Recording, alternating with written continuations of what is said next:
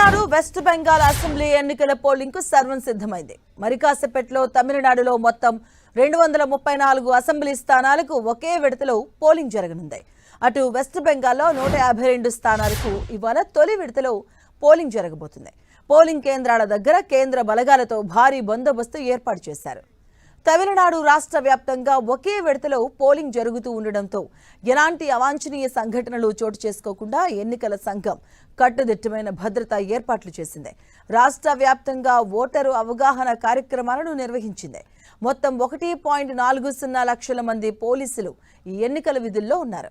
ఇక తమిళనాడులో మొత్తం 5,67,7,380 మంది ఓటర్లు ఉన్నారు. ఒకే దశలో జరిగే ఈ ఎన్నికల్లో 3,025 సమస్యాత్మక ప్రాంతాలుంటే 5,049 పోలింగ్ స్టేషన్స్ను అత్యంత సమస్యాత్మకంగా ఉన్నాయి. ఇక 3 లక్షల మంది ఎన్నికల అధికారులు విధుల్లో ఉండగా 8,300 మంది పోలీసులు ఈ ఎన్నికల కోసం భారీ బందోబస్తునిస్తున్నారు. ఇక పశ్చిమ బెంగాల్లో చూస్తే తొలి విడత పోలింగ్కు సర్వం సిద్ధమైంది.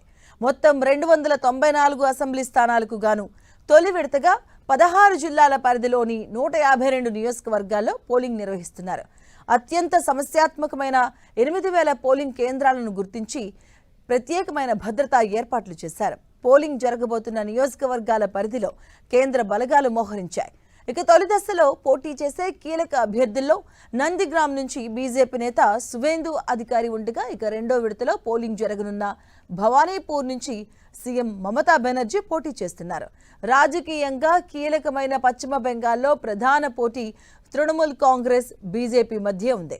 మే 4వ తేదీన ఈ ఎన్నికల ఫలితాలు తేలిపోనున్నాయి.